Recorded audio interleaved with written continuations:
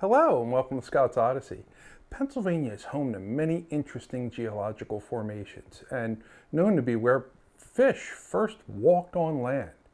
Today's location is an investigation of a glacial moraine where a glacier left a pile of rocks when it grew and then receded. The only problem is that it formed where there were no real glaciers that we're aware of, and everything about it shows that it may have been man-made. And there most definitely was not, maybe, or probably no giant skeleton or anything making this hill something according to academia as other than a glacial moraine. We're talking about the Spanish Hill, or more accurately, Carantouan. See you in a minute.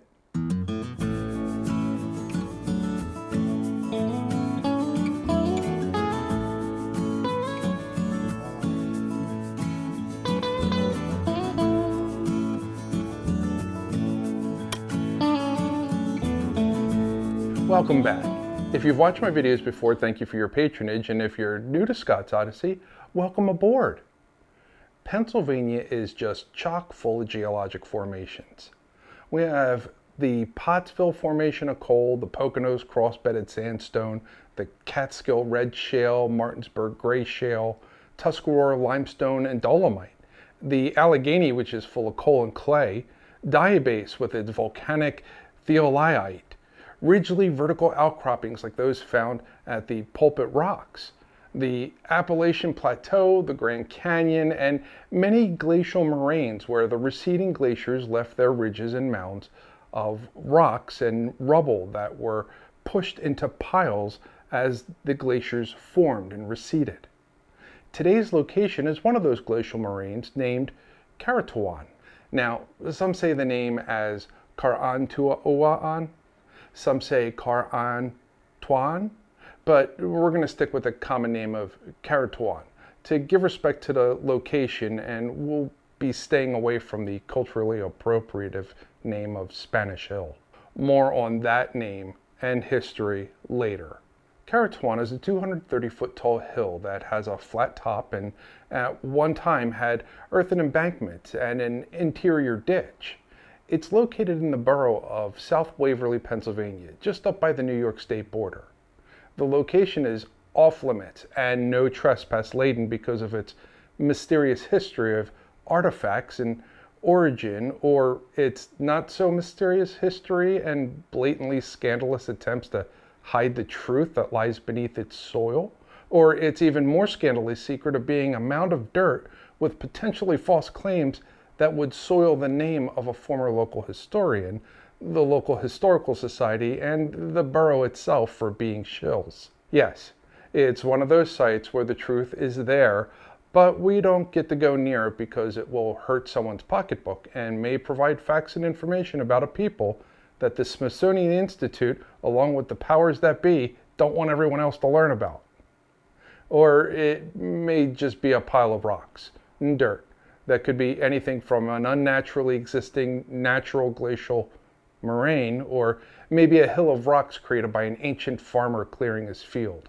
But regardless of what it is totally and completely off limits. One point of information that may be valuable is the recorded observation of a woman named Louise Murray Newells, who said in regards to it being called the Spanish Hill, this prominence is due not only to its unusual position, but also to its odd outline, the remains of fortifications on the top, and its present name. But we'll get into Murray a little later on in this video.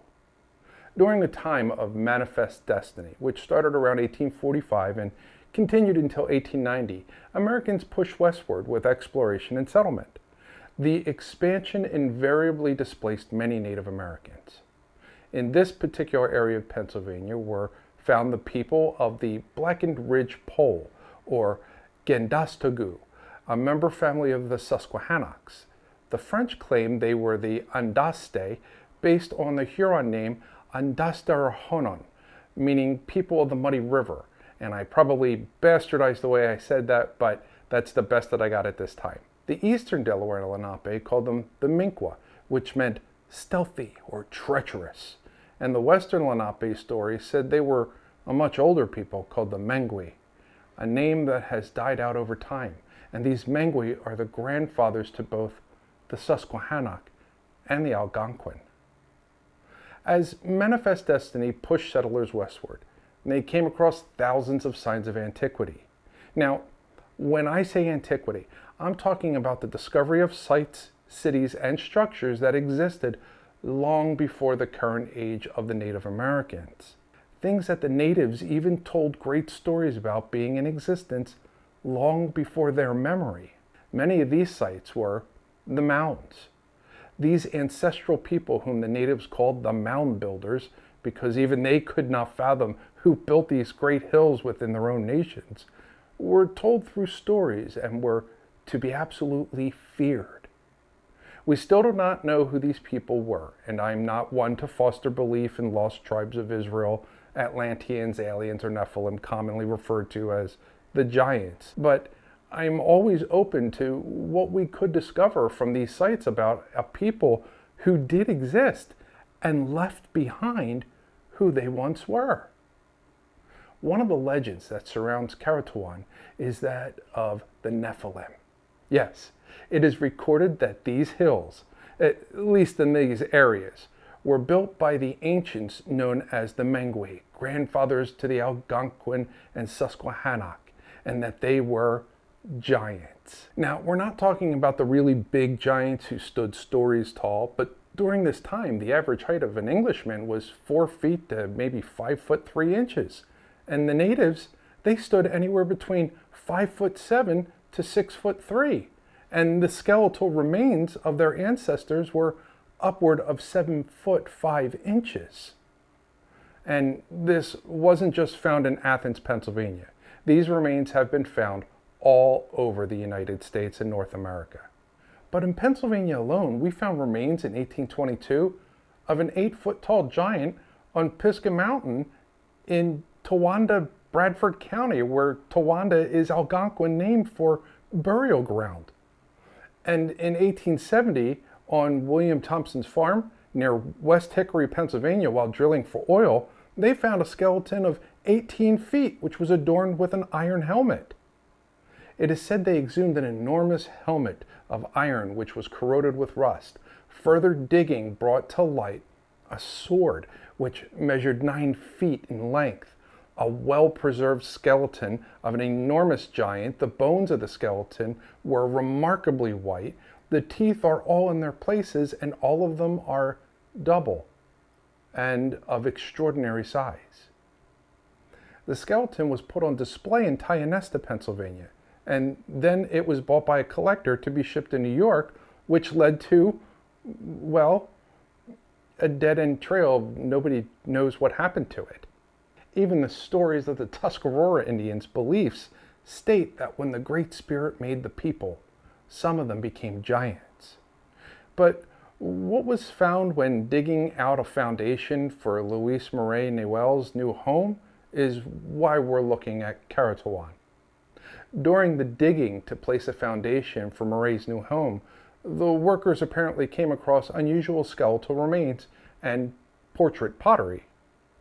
This led to the excavation of a burial mound on the Murray property, uncovering the remains of 68 skeletons, all 7 feet or taller. Other items unearthed were extremely large celts, which were polished stone heads of axes or adze. And then there was the horned skulls of these giants that were also found. Yeah, skulls with horns over his head is the alleged quote of one of the workers, which eventually morphed into the quote of, "A queer fellow, he was 7 feet in height. Horns protruded from his skull, horns of solid bone which grew straight out from the skull about 2 inches above the perfectly formed skull, and which gave every evidence of having been there since birth." Can we maybe say skull a few more times?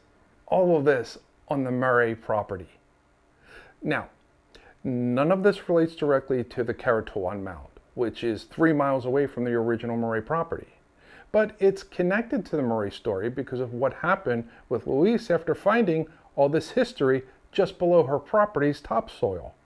And now we go back to the name of Spanish Hill. Just for historical reference, the origin of the name Spanish Hill comes from self-appointed local historian Lois Moraine Nay Wellis, who had a degree in the arts obtained from Wells College, which was a liberal arts school in Aurora, New York. I identify this as a liberal arts college because it was the 1870s, where the only thing you could learn at a liberal arts college was the equivalent of modern-day high school level grammar, rhetoric, and non-arithmetic based logic, known at the time as trivium, or introductory courses in basic education to prepare someone to move into university levels of academia. I'm not saying this to discount Murray's information that we will hear, but she up and decided she was an archaeologist, an expert on Native American inhabitants, when upon hired men laying the foundation to the building of her new home in Athens, Pennsylvania in 1882, they unearthed an unusual burial plot along with portrait pottery and skeletal remains, thus leading Murray to open the Tioga Point Museum and founding the Tioga Point Historical Society. According to Murray, or more accurately according to Murray parroting the rhetoric of General John S. Clark, who was parroting the diaries of the Sullivan-Clinton expedition, which is more commonly referred to as the Sullivan-Clinton genocide, who themselves used the journals of early Jesuit missions to find and decimate the indigenous people and their food chains. All that to kill off the Cayuga and the Seneca nations in that area.